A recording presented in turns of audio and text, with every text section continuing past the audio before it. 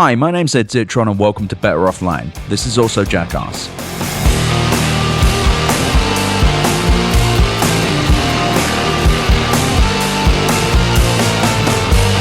Better Offline. So you've just had a cheery two-part chuckle fest about how generative AI may tank our markets and our economy. So I'm going to give you a lighter one. An episode about GPT-5, which is a model from OpenAI, and why just under 3 years of hype have led to the software equivalent of the launch of Saint Anger, except every time Lars Ulrich hit the snare drum it cost them $55,000. Now, if we look at the positive reviews, we see takes ranging from Simon Willison's tepid remark that GPT-5 is just good at stuff, to Semi-Analysis's completely insane statement that GPT-5 is setting the stage for ad monetization and the OpenAI ChatGPT super app, in a piece that makes several assertions about how the router that underpins GPT-5 is somehow the secret way that OpenAI will inject ads, which is just distinctly silly. I'll get into this in the episode a little bit, but just with everything you're going to hear, you're going to realize that this is just someone just saying stuff. Took 4 bylines to do that shit too. I'm also British. I'm going to say router. I might say router as well because I've been here a while. Make fun of my voice if you really must. But with that out of the way, here's a quote from Semi-Analysis's coverage. Before the router, there was no way for a query to be distinguished, and after the router, the first low-value query could be routed to a GPT-5 mini model that can answer with 0 tool calls and no reasoning. This likely means serving this user is approaching the cost of a search query. This does not make any sense. None of this makes it, it's just a bunch of assumptions. Why would this be the case? The article also makes a lot of claims about the value of a question and how ChatGPT could, I am serious, agentically reach out to lawyers. I'm not going to edit that out because agentically is not a fun word to say. It's just complete nonsense. And in fact, I'm not sure this piece reflects how GPT-5 even works at all.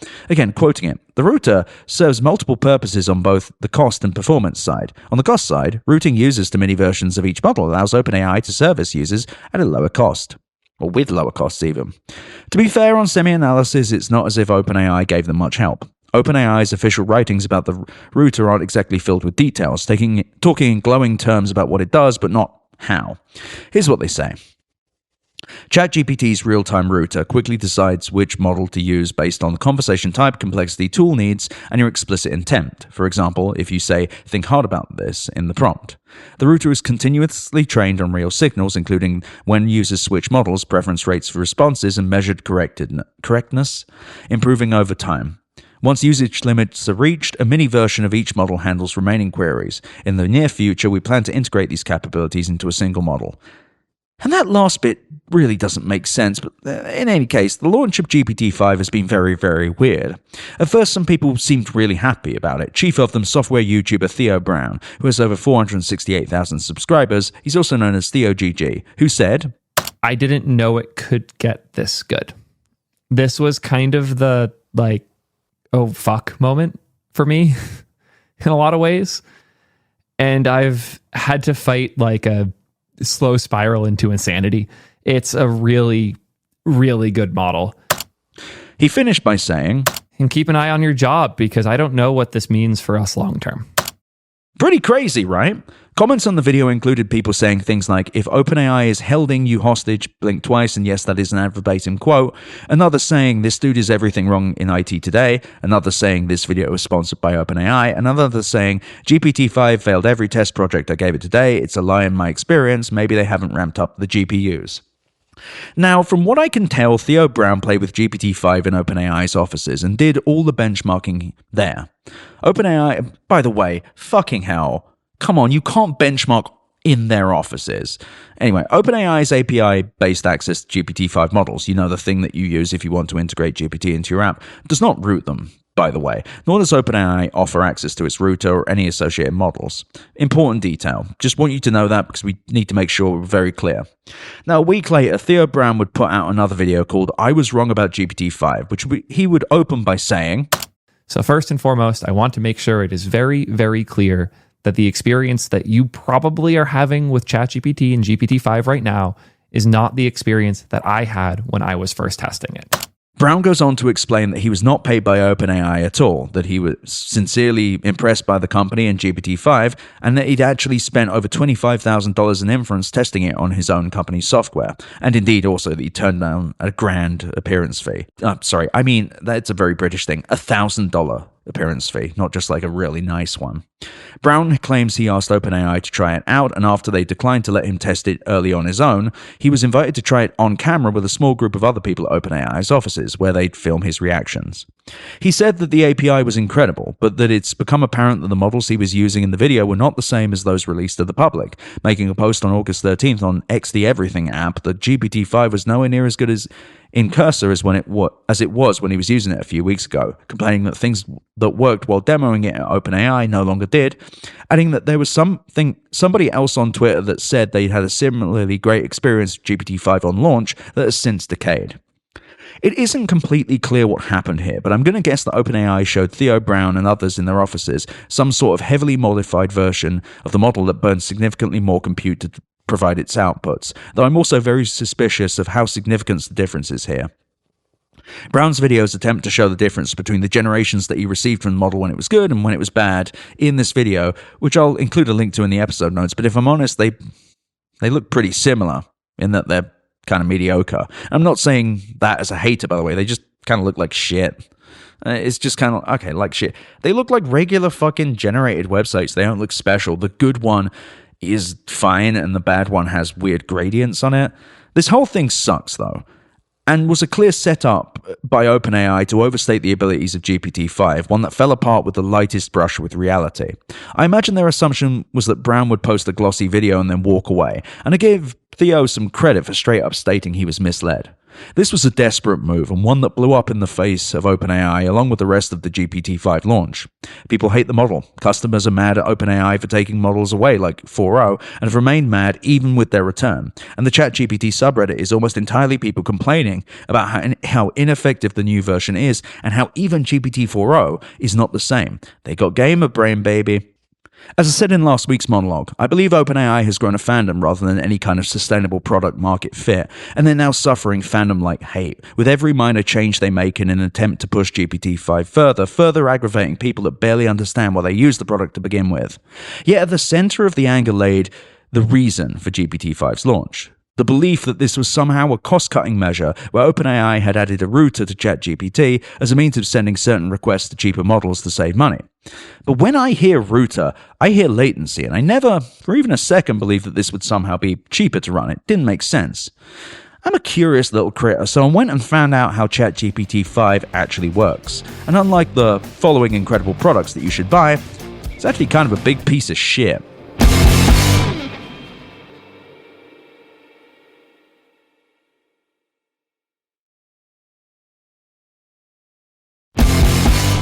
And we're back. And from here on out, I will define two things. GPT-5, referring to the model and its associated mini and nano models, and ChatGPT-5, referring to the current state of ChatGPT, which features an auto, fast, and thinking mini model selections. You also can see legacy models, but that's not what we're talking about today, and that's also only for a little bit.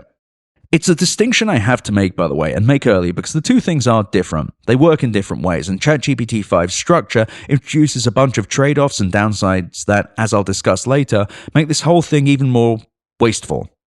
In discussions with a source at an infrastructure provider familiar with the architecture, it appears that ChatGPT-5 is in fact potentially more expensive to run than previous models, and due to the complex and chaotic nature of said architecture, can at times burn upwards of double the tokens per query.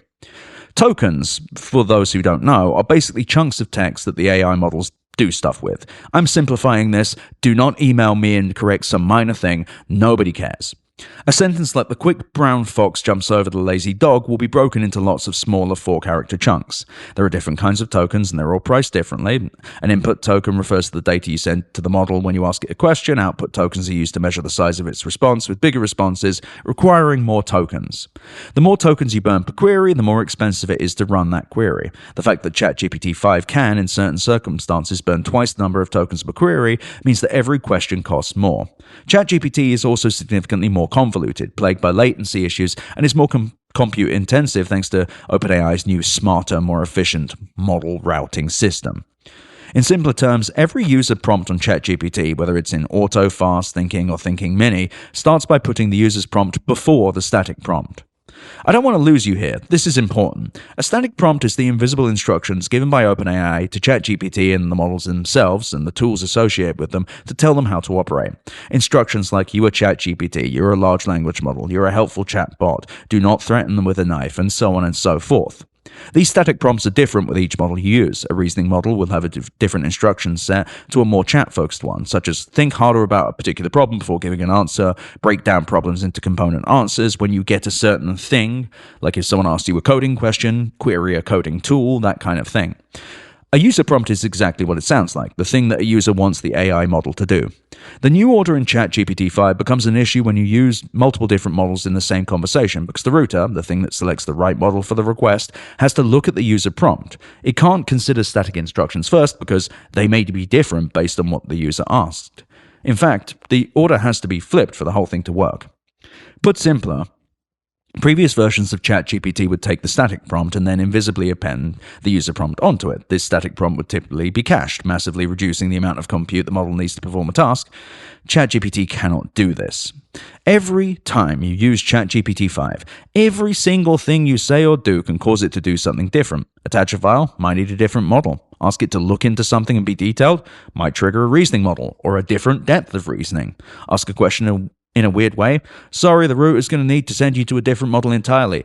Each time coming up with new instructions based on the subtle interpretation of what you asked it.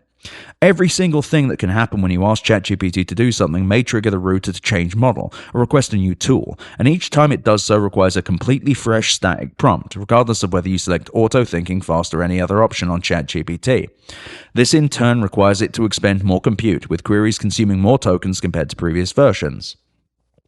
It's like you started a job and every time you do a task, write an email, make a cup of coffee, attend a meeting, email someone with a threat, your workplace requires you to complete the entire mandatory onboarding training first. Want to edit a spreadsheet? Not before you brush up on your anti-bribery legislation first, you prick. As a result, ChatGPT may be smart, but it doesn't really seem efficient in the GPT-5 version.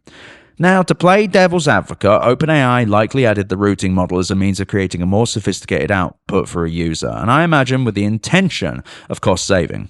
Then again, this might just be the thing it had to ship. After all, GPT-5 was meant to be the next great leap in AI, and the pressure was on to get it out the door. By creating a system that depends on an external routing model, likely another LLM in this case, OpenAI has removed the ability to cache the hidden instructions that dictate how the models generate answers in ChatGPT, creating massive infrastructural overhead. Worse still, this happens with every single turn, as in message, on ChatGPT-5, regardless of the model you choose, creating endless infrastructural baggage with no real way out that only compounds based on how complex a user's queries get or how much they change. They could be simple, but just going in different directions every time. Could OpenAI make a better router? Sure. Does it have a good one today? No.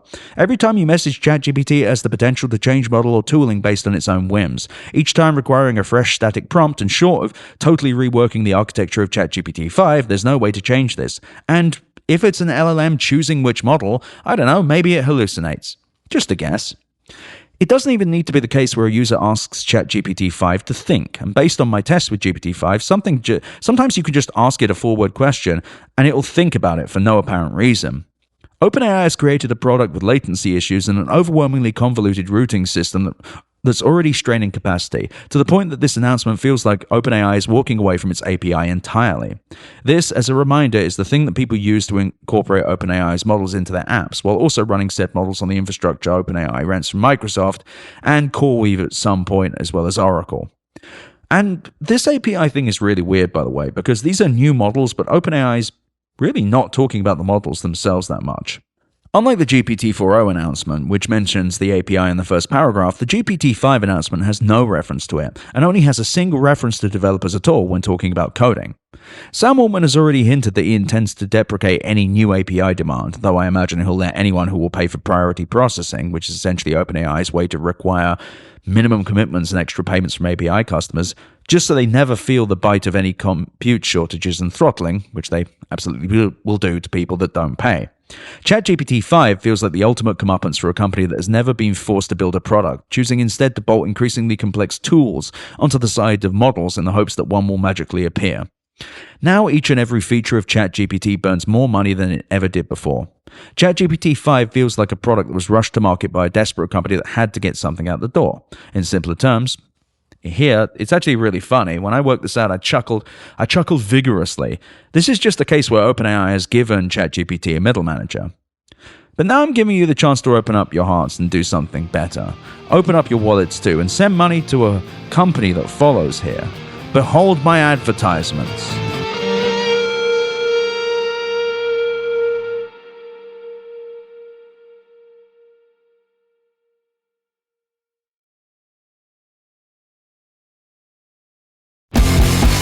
And we're back.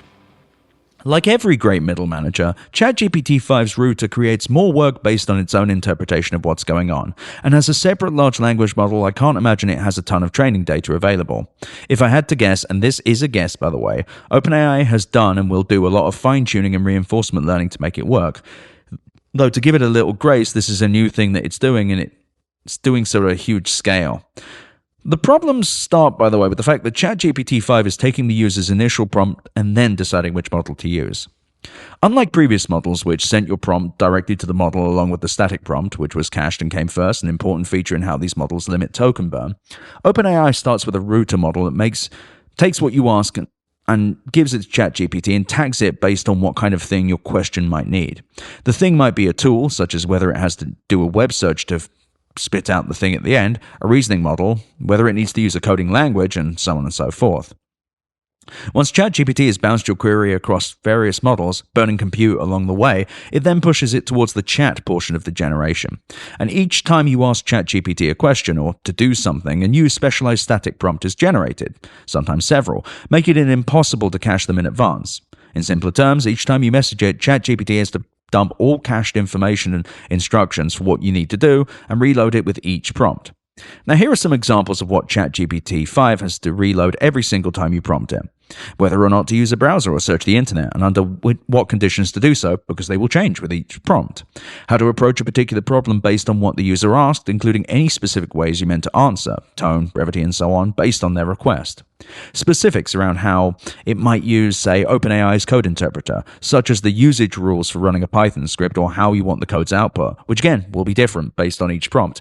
And you can even say do it in exactly the same way, and because it's a large language model, it may hallucinate something different. Every single goddamn time you prompt ChatGPT-5, it has to do this. Worse still, a particular conversation can involve you using multiple different models and tools, requiring you, with each and every prompt, having to inject a different static prompt for each component that ChatGPT-5 uses. And you can't cache the static prompt before the user's intent, because if you did that, it might send an instruction to a model that doesn't make sense, such as telling a reasoning model to give a quick and simple answer, or a mini or nano model to do some sort of deep reasoning, which would create a crappy answer and burn tokens in the process. And this is all thanks to the complicated way that OpenAI insisted on building GPT-5. Every single time you send something to ChatGPT can trigger it to use a different series of models, audio, vision, reasoning, each with their own instructions, static prompts, all while pulling different tools, each requiring their own instructions based on what you asked, and reasoning models even have different depths of reasoning. Unlike 4.0, which is a multimodal model combining text, vision, and voice, GPT-5 is a rat king of OpenAI's models and tools that gets reborn every single time you ask it to do anything. It can prompt cache some things, but the core instructions, not so much. But let's get a little more granular, because I know I've been quite repetitive, but this is detailed. So from what I've been told, there are either one or two models at work for the routing. I'm going to go with what I think is most likely based on the discussions I've had with people familiar with the architecture. I've heard the term orchestrator thrown around, potentially suggesting the router may be more omnipresent throughout the process, but I was unable to confirm its existence. Reach out if you hear differently. I'll explain things as they were explained to me, though. When a user sends a prompt, it goes through the splitter leg, which decides to send the query on one of two paths. One is called the fast path, where a query is straightforward, such as a text-only conversation that doesn't require any analysis or extra tools. Or thinking, a path where the query may require reasoning or more complex tools like code generation or access to a web browser for research. To be clear, there are prompts where it may be split into multiple parts that trigger multiple models or tools, each requiring their own static instructions. From what I understand, the splitter model is a completely separate large language model, though we don't have a ton of details about it. I also, based on conversations I've had, think there's a chance there could be a separate model that sits above the splitter that does much lighter classification of how a query might be routed. So you ask it to do something, it might just go, okay, this looks like it needs a tool. But I'm going off what I know. In any case, none of this can be cached because all of this exists before inference, which is where, by the way, it's inference I've misstated in the past as like inferring, meaning inference is everything that happens to get an output to you. So all of the stuff that's happening. And by the way, this is all a completely new cost that OpenAI has created. No one does this like this. It's so fucking stupid. But now we get to the chat leg. Now that OpenAI has added layers of abstraction, it can begin cooking up the output, by which I mean do inference. The chat leg is where the pieces that the splitter model created are pulled together, each loaded into there with their respective static prompts based on what the user asked GPT-5 to do. Each piece of the model, a tool to generate Python, an image generation tool, a reasoning model to generate an output, has to process an entirely new static prompt. And again, that's every interaction. Remember, static prompts are effectively instructions, so the splitter model has told each piece of the pie how to act to create a particular output. As a result, much of this can't be cached, creating more and more repetitious token burn per response, and me to have to repeat this stuff so that you really get it. The upshot of the chat leg's static prompt baggage is that you can do a little more here, at least in theory. Because each component can be instructed separately, they can, again in theory, be made to give more individualized, specialized outputs, like creating an image with text that is, as I'll give an example of very shortly, generated using a specific reasoning model. I'm clutching at straws here. I don't really know if this is better, but I'm trying to be reasonable. I'm trying to be normal. Every day I try and be normal. Previously, OpenAI's advantage was that a model like 4.0 was a kind of a jack of all trades, but to get the benefits of ChatGPT-5, and that's in air quotes, it's engaged a conductor model that can just make things more convoluted, even in the case of simple requests. Let me give you an example. You upload a chart of NFL players' stats and ask ChatGPT to decide which is the best of the group and create an image to show the results. In GPT-4o, ChatGPT would use one model, and thus one static prompt, to look at the image, decide which tools to use, and then how to format the response. You only needed one prompt, which was cached, because one model can look at the stats, pull the data, and make the decisions, and then use the image generation tool to make the final image. In GPT-5, the ChatGPT conductor model would see the stats, route it to a vision model, requiring its own static prompt, then a separate text-only reasoning model, one that has no ability to use tools, but it might be cheaper to get an answer from, and also requires a static prompt, and that would then decide which players are best, and then spit out an output, and then route it to a completely separate model that can generate text to query the image tool. Again, need a static prompt for this, to then generate the image. On top of all this onerous baggage lies another problem. The GPT-5's various models are just more complex. By splitting out the component elements of what a model can do and allowing each model to have different levels of reasoning, even the cheaper ones like Mini and Nano, OpenAI has created an endless combination of different reasons to have to make a brand new static prompt instruction, all automated by a router, a large language model that chooses what large language model to choose for a query. It is, if I'm honest, kind of funny. Reasoning models work, when simply described, by breaking up a prompt into component pieces, looking over them and deciding what the best course of action might be. ChatGPT's router is effectively an abstraction higher, breaking up the prompt into component pieces, then choosing different models for each of those pieces, which may in turn be broken up by a reasoning model.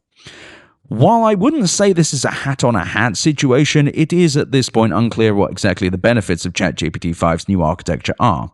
Less hallucinations? Better answers? Based on what I've been told, this was a decision made to increase the model's performance. What I can say is that this very likely increased OpenAI's overhead at a time when it needs to do the exact opposite. Even if ChatGPT-5 pushes people towards cheaper models, it does so while guaranteeing extra costs and latency, and whatever signals it may learn as people use this will have to create significant benefits, massive 100% plus gains for it to be anything close to worthwhile. While OpenAI's router may be smart in terms of nuance of how it might answer a query, and even then I question, it most decidedly is not more efficient and may have actually increased the burn rate for a company that will lose as much as $8 billion this year. And I think that number might be low too. Yet what I'm left with in writing this script is how wasteful all of this is. OpenAI, a company that has already incinerated upwards of $15 billion in the last 2 years, has chosen to create a less efficient way of doing business as a means of eking out modest at best performance improvements. It just sucks. In our own lives, we're continually pushed and pressured and punished if we get into debt, judged by our peers and our parents if we spend our money recklessly, and if we're too reckless, we find ourselves less likely to receive anything from credit to housing. Companies like OpenAI live by a different set of standards. Sam Altman intends to lose more than $44 billion by the end of 2028 on OpenAI, and graciously told CNBC, like Lord Farquaad, that he was willing to run at a loss for a long time, where he was treated like he was this smart, reasonable decision maker rather than someone that needed to rein in their horrendous spending habits and be more mindful. The ultra-rich are rewarded far more for their errant spending habits than we ever are for any thriftiness or austerity measures we make, and none of us are afforded the level of grace that clammy Sam Altman has been. And has been feels appropriate. ChatGPT-5 is an engineering nightmare, a phenomenally silly and desperate attempt to juice what remains of the dying innovation and excitement within the walls of OpenAI. It's not November 2022 anymore, and let's be honest, there really hasn't been anything exciting or interesting out of this company since GPT-4. There's nothing exciting happening at this company. As many as 700 million people a week allegedly use ChatGPT, but nobody can really say why, and OpenAI, despite its massive popularity, cannot seem to stop losing billions of dollars, and it can't seem to explain why that's necessary other than this shit's really expensive, dude. Can anyone actually articulate a reason why we need to burn billions of dollars to do this? What are we doing? Why are we doing it? Has everybody just agreed to do this until it becomes completely untenable? Do we all yearn for the abyss so much that we can't find camaraderie in admitting we were wrong? Look at GPT-5. This is, if you believe the hype, the best funded, best resourced company in the world with the greatest mind at its helm and the greatest minds within its walls. And this is the best they've got. A large language model that chooses which large language model will answer your question. Gee fucking whiz, Sam Altman, sounds dandy, and how much better is this, you say? Oh, you can't really say? Fucking brilliant. Hey, does it do anything new? No? Oh, what's that? It's actually our job to work that out for ourselves? Thanks, man! I love it. I love this shit. And if you're someone that is a hype merchant listening to this, and you've done really well getting to the end of the third part, by the way, I respect you, I want you to email me and explain why they should be justified in burning billions of dollars. If you tell me Uber, if you tell me AWS, I will eat you alive. I mean that completely literally. I will unhinge my jaw. I'll eat you like Kirby and shit out of dunce. I've said that one before, but I'm going with him. In any case, this three-parter has also really reminded me how ridiculous this is, how nonsensical things have become, and how much waste has been kind of justified on this idea that this will become something by people that don't really know what it does today or might do in the future. None of this is going to end well, and not even the boosters seem to be having fun anymore. Everybody's just flailing around waiting for it to end. Even Sam Altman seems tired of it all. I know I bloody well am.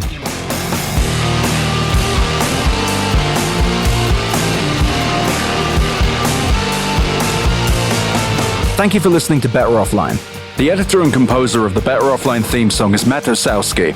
You can check out more of his music and audio projects at mattasowski.com. MATTOSOWSKI.com. You can email me at easy@betteroffline.com or visit betteroffline.com to find more podcast links and, of course, my newsletter. I also really recommend you go to chat.wheresyoured.at to visit the Discord and go to r/betteroffline to check out our Reddit. Thank you so much for listening. Better Offline is a production of Cool Zone Media. For more from Cool Zone Media, visit our website, coolzonemedia.com, or check us out on the iHeart Radio app, Apple Podcasts, or wherever you get your podcasts.